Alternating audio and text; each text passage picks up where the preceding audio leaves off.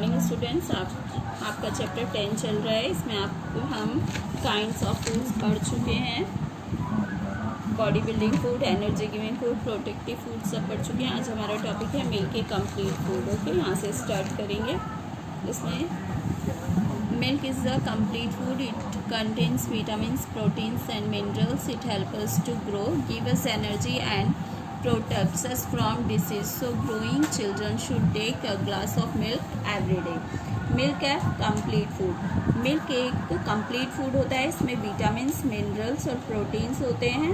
ये हमारी बॉडी को ग्रो करता है, एनर्जी देता है और डिसीज से प्रोटेक्ट करता है। एक ग्रोइंग चाइल्ड को एक ग्लास दूध जरूर डेली पीना चाहिए। Okay.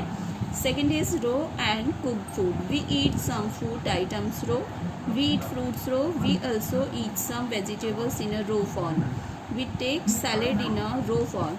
On the other hand, cereals, pulses and many vegetables need to be cooked before eating. Meat also needs cooking before eating. Cooking of food kills the germs that may be present in the food. Raw और cook food, हम कुछ food को रो यानी कि कच्चा ही खाते हैं. हम फ्रूट्स और कुछ वेजिटेबल्स को रो कच्चा खाते हैं. हम सैलेड को भी कच्चा खाते हैं. हम सेरेलस, पल्सेस और कुछ वेजिटेबल्स को पकाकर खाते हैं. मीट को भी हम पकाकर ही खाते हैं.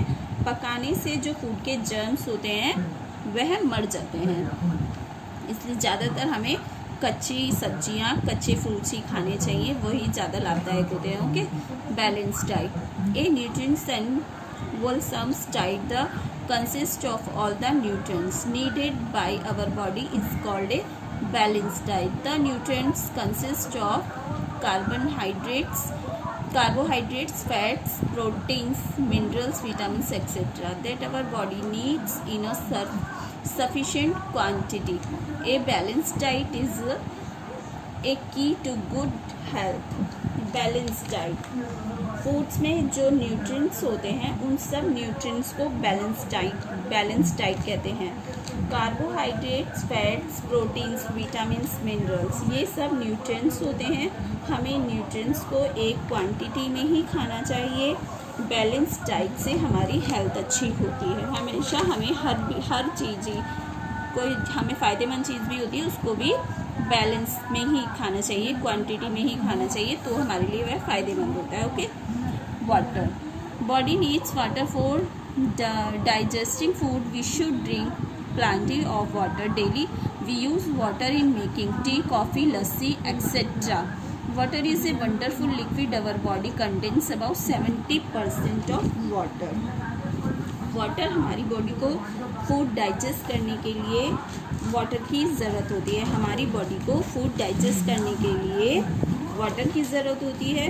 वैसे भी हमारी बॉडी को वाटर की बहुत ज़रूरत होती है. हमें रोज़ बहुत सारा पानी पीना चाहिए. हम वाटर टी, कॉफ़ी, लस्सी बनाने में यूज़ करते हैं.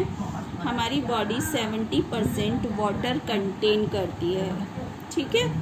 ये देखिए, टी, कॉफ़ी, लस्सी, ये सब इसकी पिक्चर्स है. ये सब वाटर से ही बनते हैं. सब चीज़ों में वाटर यूज़ किया जाता है. यहाँ तक कि आप खाना बनाते हैं, सब्जी बनाते हैं, रोटी बनाते हैं, उसमें भी वाटर यूज़ किया जाता है. इसके बाद आता है healthy habits. To stay healthy we need to eat good food. But having food habits is an important things. Wash your hands with soap before and after taking the food. Wash fruits and vegetables with clean water before cutting. Always cover all the food. Eat slowly and chew the food properly. Avoid talking while eating. Never leave half-eaten food in plant. Healthy habits. हमें healthy रहने के लिए good food खाना चाहिए. Good food habit हमारे लिए बहुत ज़रूरी होती है. जैसे वो हम इन पॉइंट्स में पढ़ेंगे. हम फर्स्ट इज़ हमें खाने से पहले और खाने के बाद हैंड वॉश ज़रूर करने चाहिए. हमें फ्रूट और वेजिटेबल्स धोकर खाने चाहिए. हमें अपना फूड हमेशा कवर करके रखना चाहिए. हमें फूड आराम से और अच्छे से चबाकर खाना चाहिए. हमें खाते हुए बात नहीं करनी चाहिए.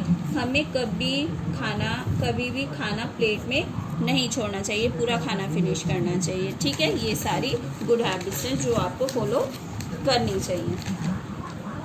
इसके बाद आता है फूड प्रिजर्वेशन.